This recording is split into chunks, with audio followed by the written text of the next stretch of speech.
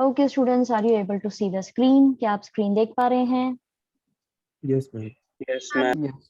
Okay, so here we have the term wise syllabus जो CBSE की तरफ से आया है। टर्म 1 के अंदर जो है constitution, election, representation, local government, first part के अंदर से, पार्ट बी के अंदर से political theory and introduction, rights and development, ये आना है। ठीक है। टर्म 2 के अंदर legislature, executive, judiciary, part A के अंदर से, और पार्ट बी के अंदर से लिबर्टी, इक्वालिटी और जस्टिस जो है वो आना है। हमने कॉन्स्टिट्यूशन, व्हाई, हाउ, ये वाला चैप्टर कंप्लीट कर लिया है। इलेक्शन एंड रिप्रेजेंटेशन कंप्लीट कर लिया है। पार्ट बी के अंदर से हमने पॉलिटिकल थियरी जो है वो कंप्लीट कर लिया है। Am I clear? समझ आया ये चीज क्या यहाँ पे मेंशन्ड है?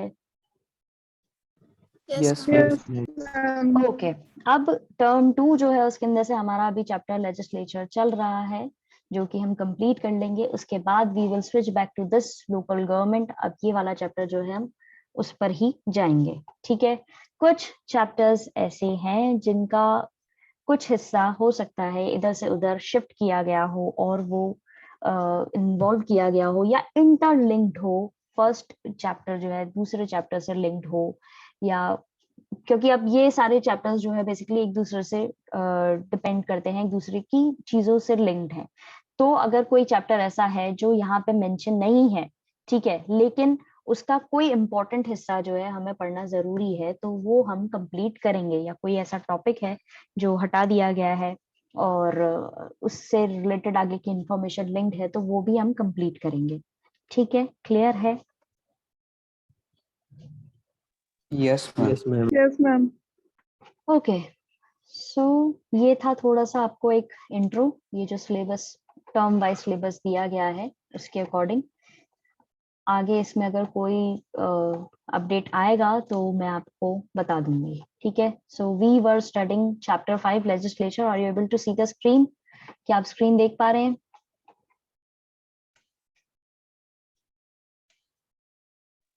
Yes, ma'am. Okay, so if you have any problem regarding our previously studied topics, you can ask me. जो अभी तक हमने इसमें पढ़ा है, अगर आपको कोई दिक्कत आई है तो आप लोग पूछ सकते हैं। No, ma'am. यस समीक्षा, बोलिए। आवाज बहुत धीरे आ रही है आपकी। हाँ जी ma'am 115 115, okay, let me just, okay, here it is.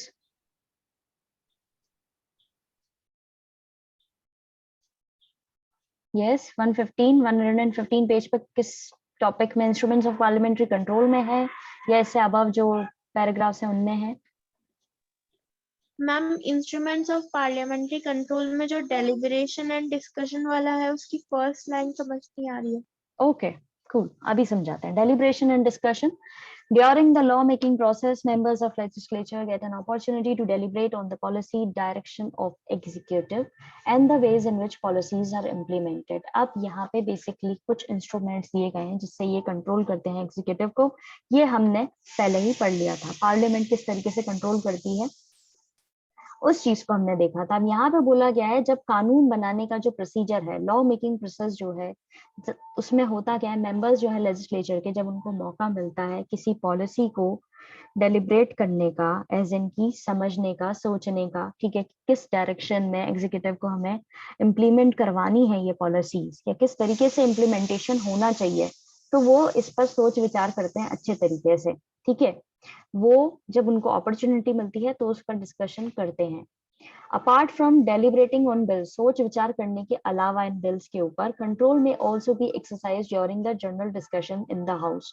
इसके अलावा वो और क्या चीज कंट्रोल करते हैं वो यहाँ पे बताया गया है कि दूसरे जो जनरल डिस्कशन हो रहे हैं पार्लियामेंट हाउस के अंदर, उसको भी वो कंट्रोल करते हैं।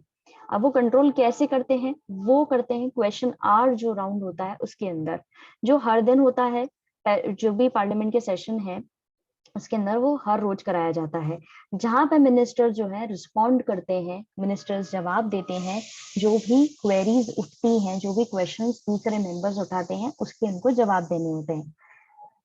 एक तो हो गया क्वेश्चन आर, दूसरा होता है 0R। मैं अब आपको ये पूरा ही पैराग्राफ जो है एक्सप्लेन कर देती हूँ। 0R जो है वहां पर मेंबर्स बेसिकली क्वेश्चन उठाते हैं किसी भी मैटर पे जो उनको लगता है कि इम्पोर्टेंट है। यहाँ पर ये पूरी तरीके से जो मिनिस्टर्स होते हैं they are not bound to reply, वो पूरी तरह से बाउंड नहीं होते कि भाई वो रिप्लाई करें या नहीं करें।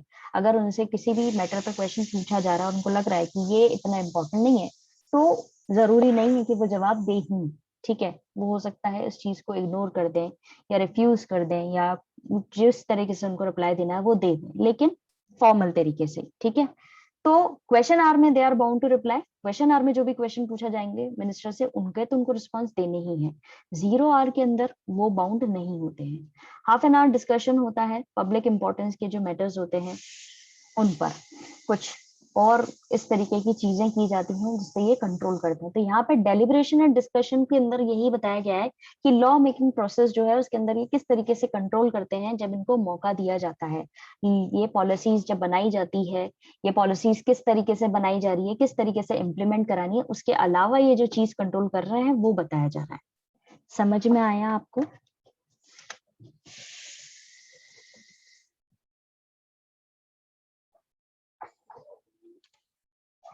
ओके, किसी और को कोई दिक्कत आई है तो आप लोग अभी पूछ सकते हैं।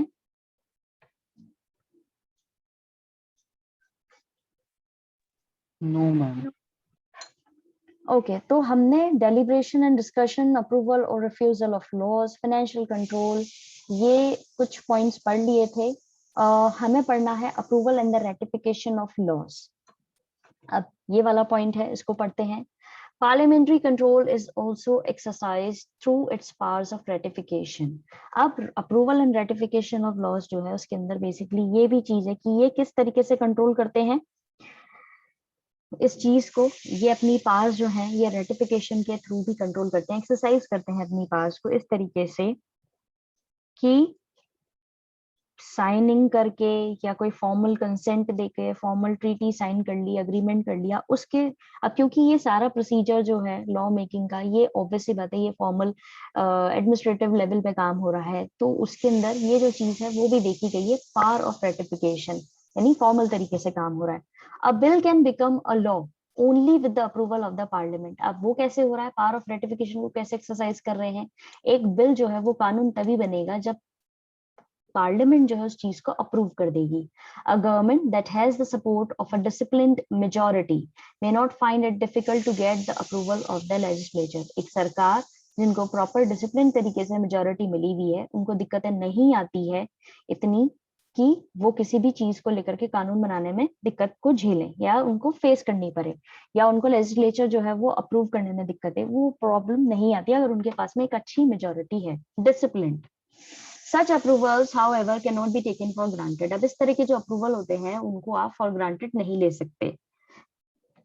They are the products of intense bargaining and negotiations amongst the members of ruling party or coalition of parties and even the government and the opposition.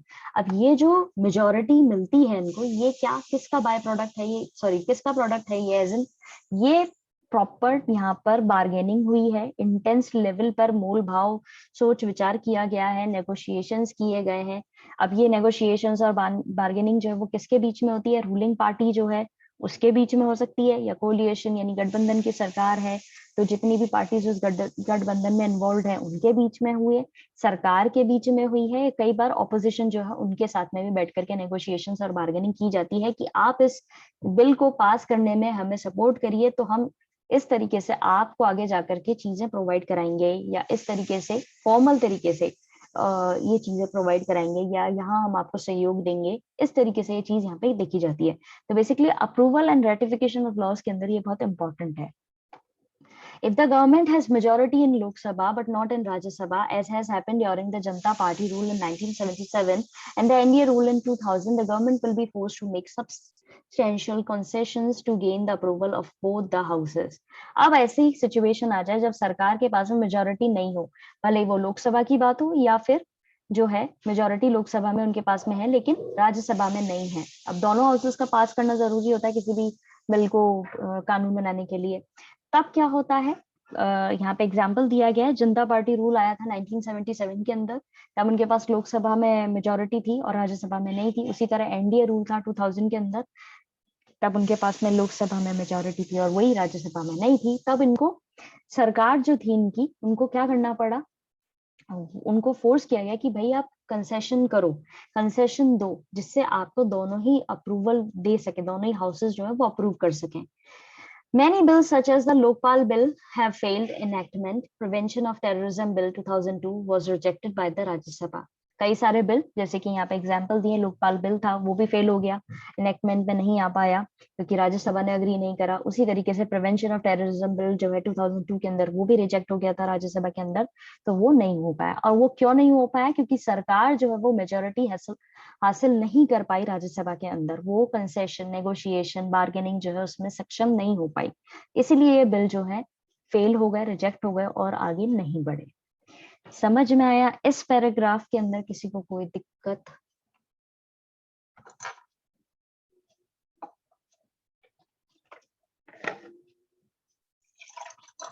No ma'am. No ma'am.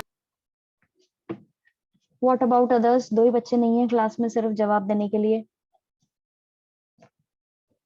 No ma'am. No, ma'am. Okay, then we have the financial control. As mentioned earlier, financial resources to implement the programs of the government are granted through budget. जैसा कि हमने chapter के पहले भी पढ़ा है, budget बनाया जाता है हर एक चीज का, ऐसे ही खुले में नहीं कि आपको पैसे चाहिए तो जो है खोल दिया जाएगा पार्लियामेंट और दे देगा पर्टिकुलर स्टेट को कि भाई ले जाओ पैसे और कर लो डेवलपमेंट, वैसा नहीं होता है।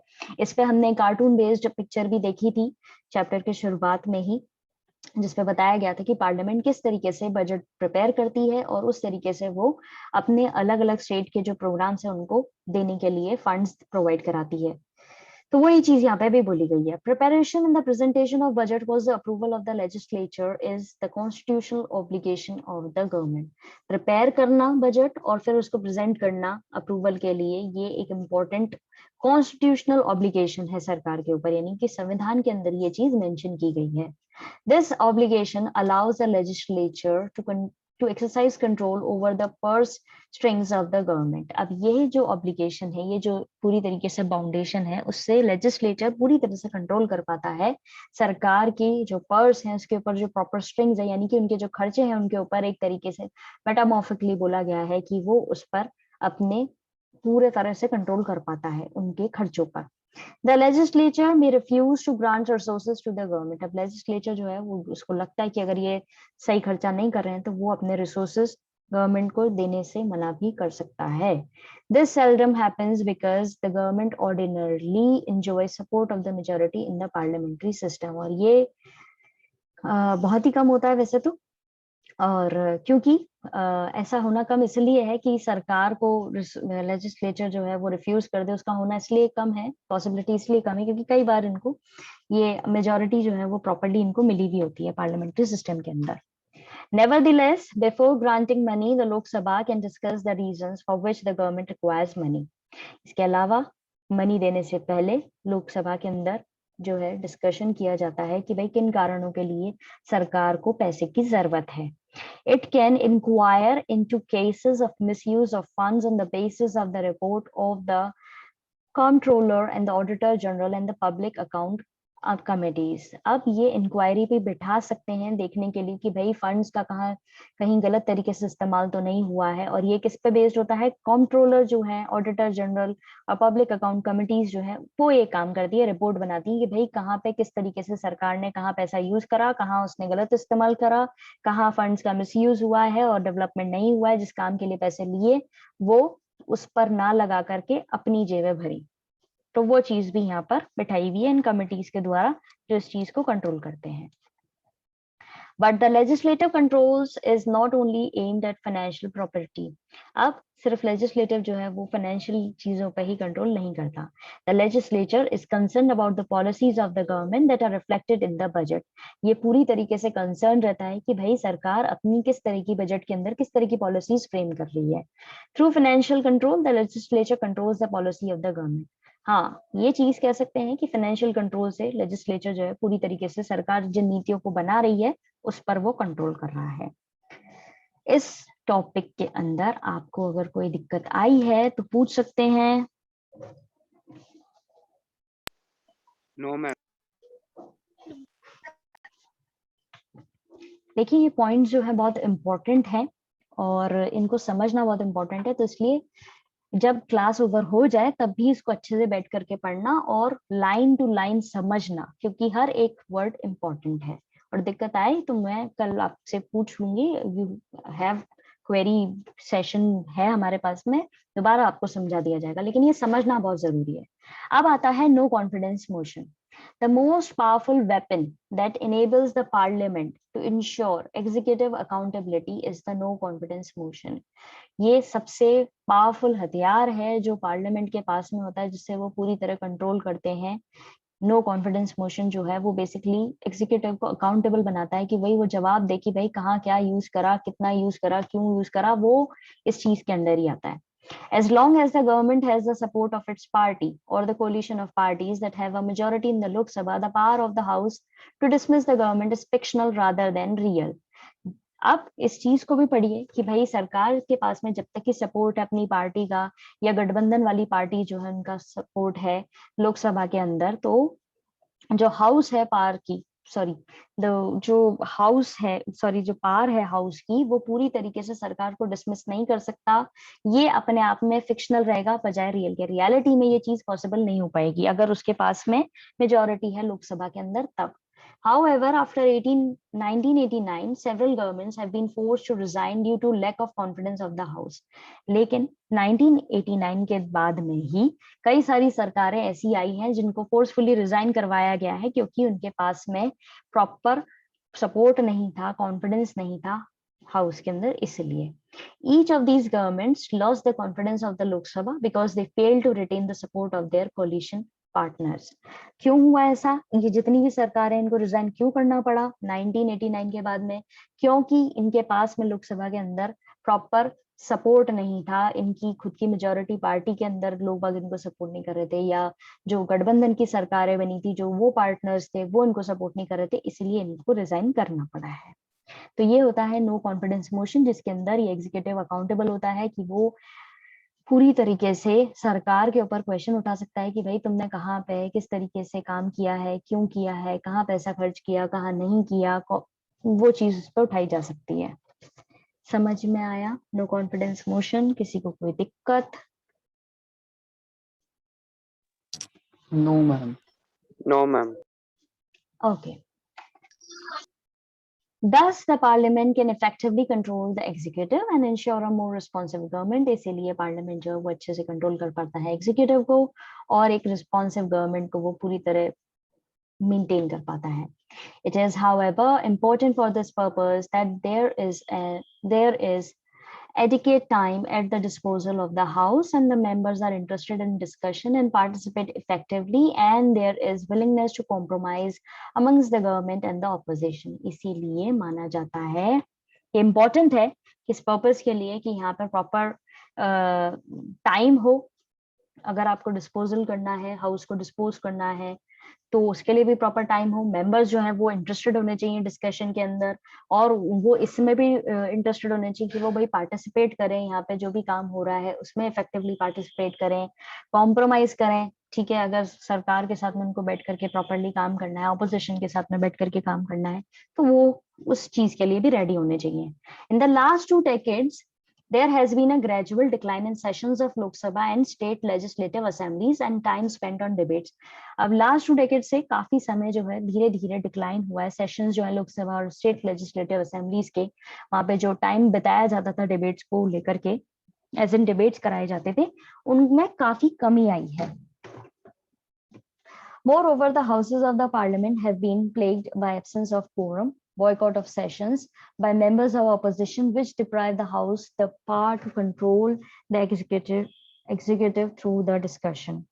अब obviously बात है, ये जो चीज देखी जा रही है कि यहाँ पे ये धीरे धीरे टाइम जो है कम बिता रहे हैं मेंबर्स, डिस्कशन कम हो रहा है, वो चीज देखी जा रही है। इसके अलावा और क्या क्या देखा जा रहा है, जो हाउसेस हैं पार्लियामेंट के, वहां पर देखा गया है कि absence of quorum, as in की जो प्रॉपर मिनिमम नंबर यहाँ पे मेंशन्ड हैं कि इतने होने ही चाहिए, ठीक है, लेजिस्लेचर की कोई भी मीटिंग हो रही है तो उसके अंदर इतने मेंबर्स होने चाहिए, वो चीज भी गायब है। मिनिमम वोट अमाउंट में भी लोग बाग नहीं पहुंचते हैं, बॉयकॉट कर देते हैं सेशंस का। जो मेंबर्स होते हैं ऑपोजिशन वाले, वो इस चीज को ज्यादा वो करते हैं कि भाई बॉयकॉट कर देंगे, हम तो आएंगे ही नहीं। तो उस वजह से भी काफी दिक्कतें हो रही है। इससे क्या हो रहा है, इसका सब सारी चीज का कंक्लूजन क्या निकल रहा है, जो चीज प्रॉपरली कंट्रोल करनी थी, एग्जीक्यूटिव को कंट्रोल करना था डिस्कशन करके, वो चीज कहीं ना कहीं कम होती जा रही है।